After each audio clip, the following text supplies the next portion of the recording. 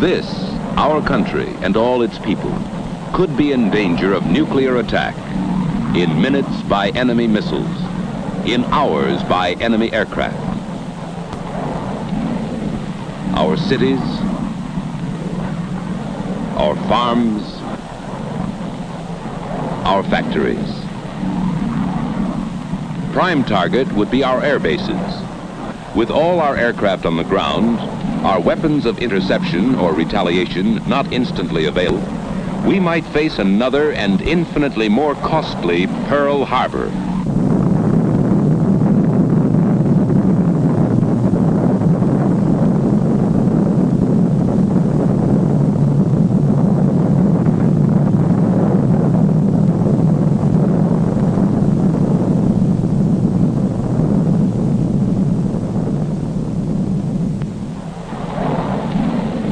To avoid surprise disaster, some of our aircraft must always be in the sky or on the alert, carrying nuclear weapons. These weapons are always unarmed. They will be armed only following a decision by the President of the United States. Only these ready aircraft with nuclear weapons can form our first-line deterrent force in peacetime, our sure striking force in case of attack.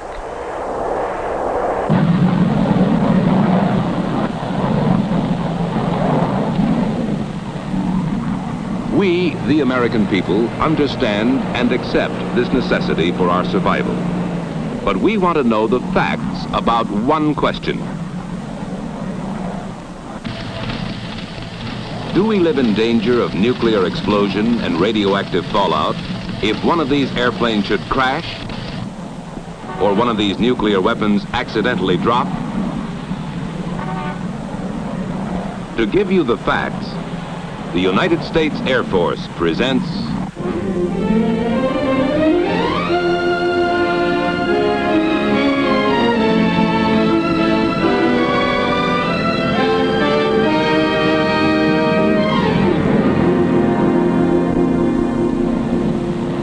This bomber carries a nuclear weapon.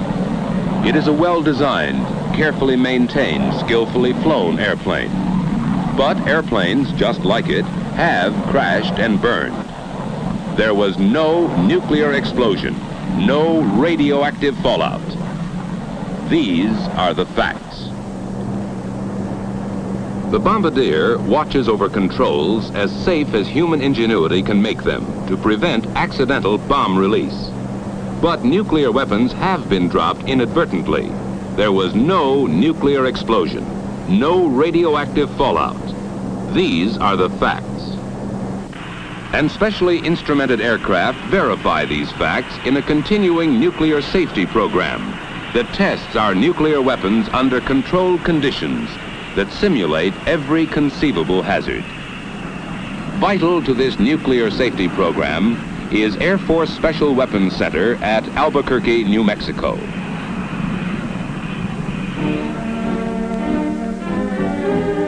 Here, in ultra-modern laboratory buildings, work scientists in and out of uniform.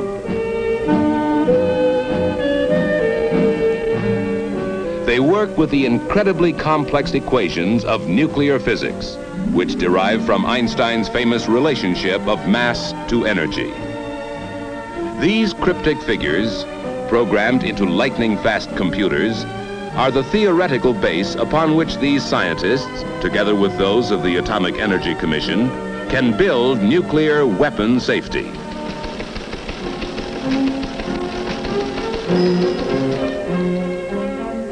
By research, design development, and laboratory test, They ensure weapons not yet built against accidental nuclear explosion.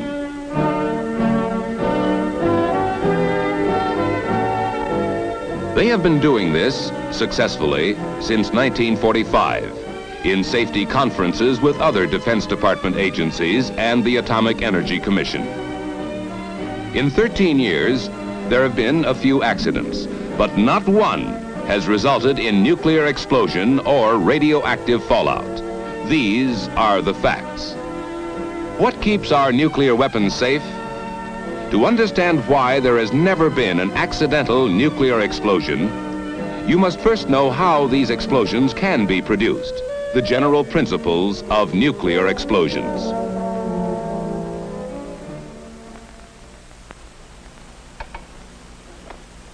Any explosion is the result of a very rapid release of a great amount of energy. Conventional explosions result from the rearrangement of whole atoms in some explosive material. For example, in TNT, the rearrangement of whole atoms of hydrogen, carbon, nitrogen, and oxygen produces explosive force. On the other hand, nuclear explosions result from the rearrangement within each atom. This may be a joining together or fusion, as in an H-bomb, or the splitting apart or fission, as in an A-bomb. At present, an H-bomb explosion starts with fission, so the splitting of the nucleus of the atom is the basic principle of nuclear weapons. All matter is composed of one or more of the 100-odd elements. Of these, the atoms of the metals uranium and plutonium can be most readily fissioned to cause nuclear explosion. These elements are mildly radioactive. They emit short-range, low-penetration alpha particles while in their unfissioned state. These alpha particles do not have the harmful effects of the longer range and stronger gamma rays, which are given off by certain elements such as radium or by the products of nuclear fission. The atoms of uranium and plutonium are among the heaviest. Heavy because the nucleus of each atom contains large numbers of the fundamental particles called protons and neutrons. When a free neutron hits this nucleus, it splits into two parts, releasing more neutrons which may go on to split other nuclei. The resulting fission products become highly radioactive, emitting the long-range and dangerous gamma rays. The split nucleus weighs less than the whole one, and this difference in weight is released in the form of energy, nuclear energy. After fission, harmful gamma radiation. Before fission, innocuous alpha radiation.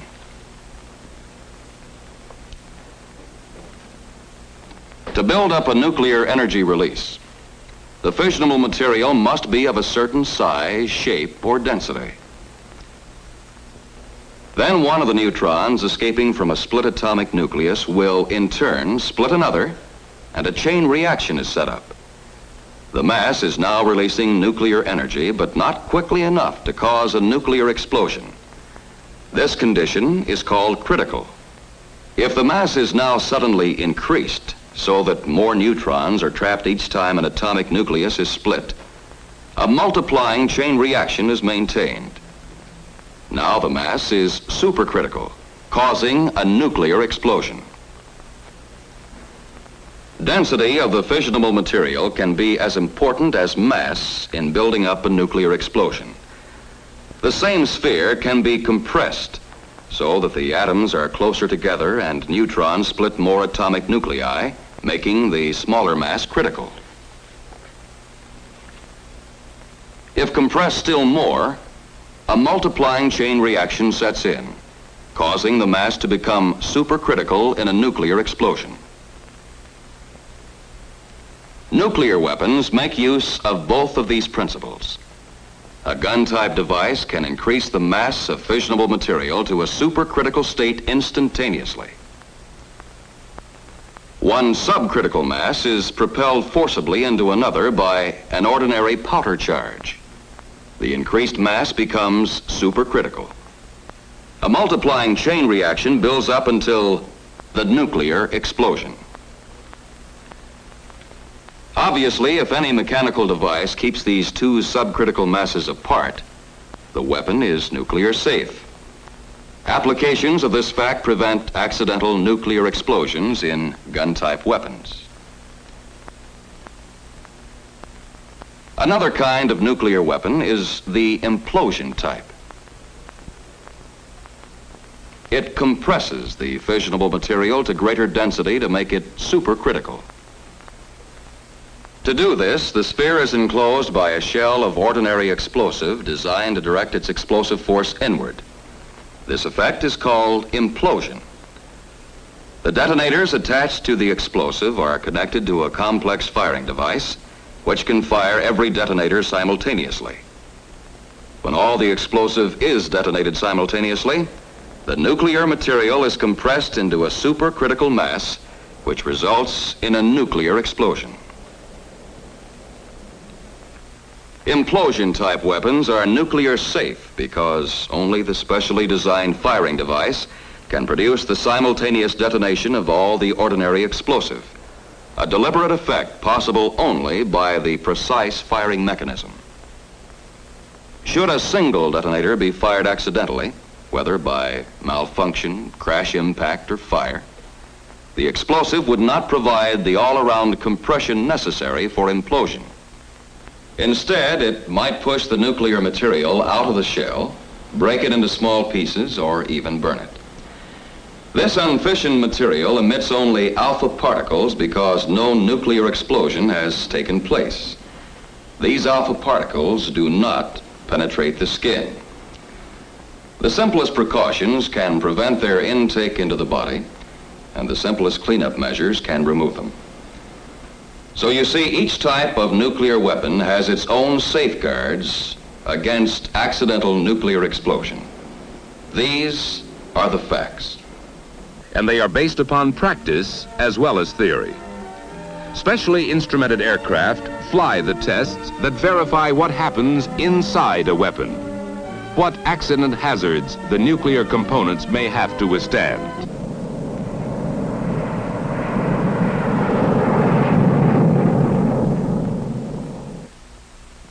Nuclear safety is everybody's business. Although Air Force flies the test missions, scientists and technicians from the Atomic Energy Commission and other services man the test range and evaluate the findings of the elaborate instrumentation. Drop tests measure impact characteristics of various weapon types. They are made without nuclear components so that this precious material is not wasted.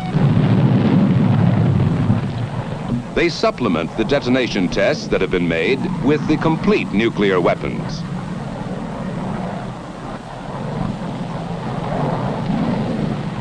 Impact or shock does not cause nuclear explosion or radioactive fallout.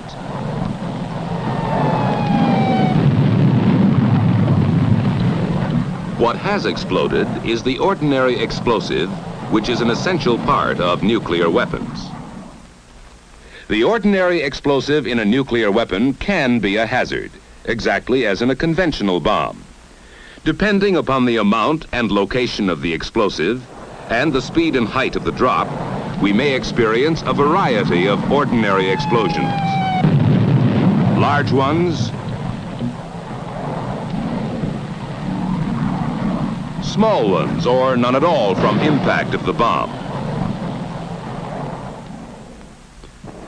Beside the hazard of impact, frequent tests are run on the hazard of fire. To learn what temperatures and pressures would be created inside a weapon by an aircraft fire, various types of bombs are subjected to a flame bath of burning fuel. Because fire would also destroy the precious nuclear material, it is replaced by instruments. Their readings are compared with known characteristics of the fissionable material to assure that temperatures higher than any aircraft fire will not set off a nuclear explosion. The characteristic white flame indicates that the ordinary explosive is burning in the weapon. Sometimes the explosive detonates because of close confinement and intense heat. The effects of such explosions are measured and compared with those in an actual nuclear weapon.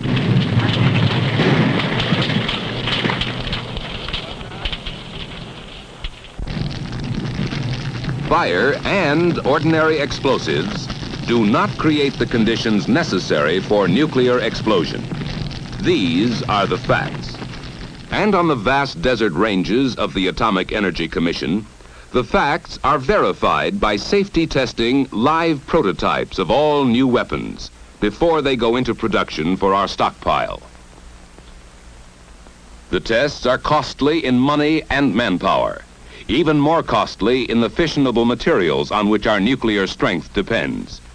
But they do provide insurance against nuclear accidents, which make them a bargain at any price. Some take place deep in the earth. Fantastically complex instruments replace the five senses. They record what happens when some of the explosive that surrounds the nuclear material of a new weapon is deliberately detonated. They record only an ordinary explosive blast. A random detonation has not created the implosion which would compress the nuclear material to a supercritical mass. There was no nuclear explosion, no radioactive fallout. Each new design must be proved nuclear safe, able to withstand accident, fire, or random explosive. Other tests with nuclear weapons are made above ground. These are also designed to test the nuclear safety of new weapon types by intentionally detonating the explosive which surrounds the fissionable material.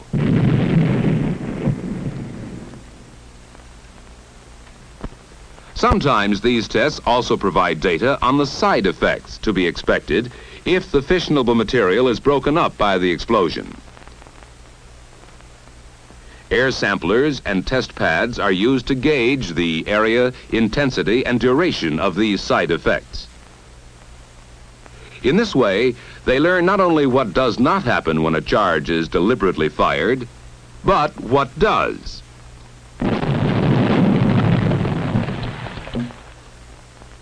The explosive does break up the nuclear material and scatter parts of it over a small area. This fissionable material is mildly radioactive.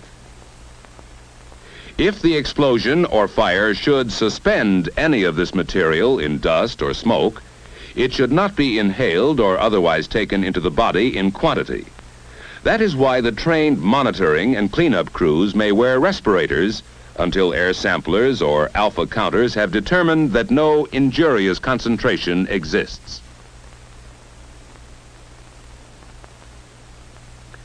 The alpha particles emitted do not penetrate skin or clothing, so this material is harmless when on the ground.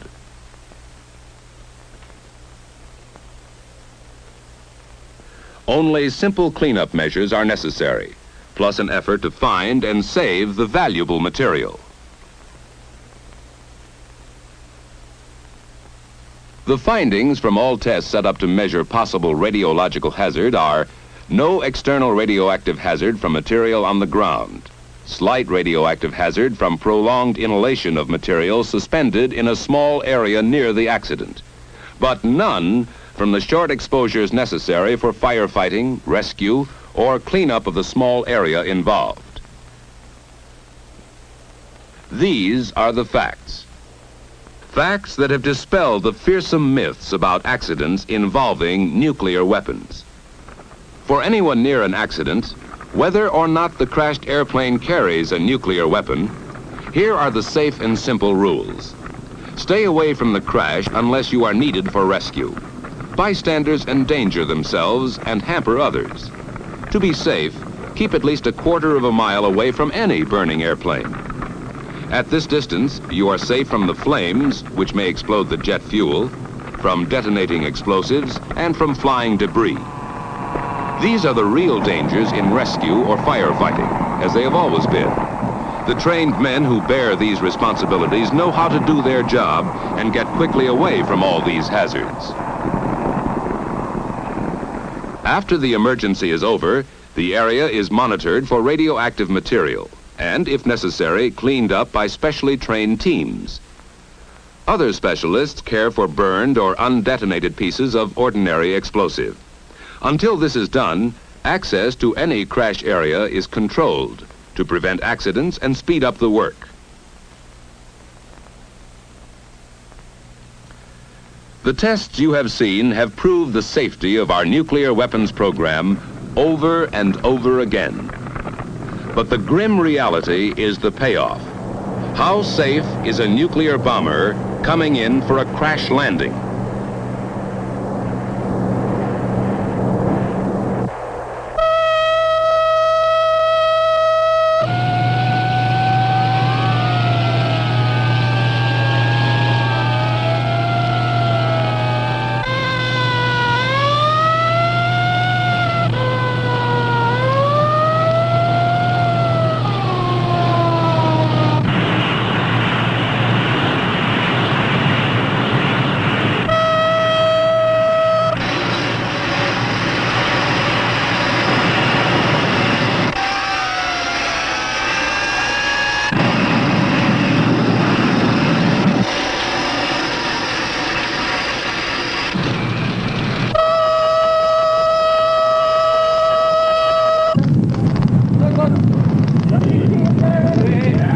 Not the impact of the crash landing, nor the fire which often follows, not even detonation of the ordinary explosive in the weapon, cause nuclear explosion or radioactive fallout.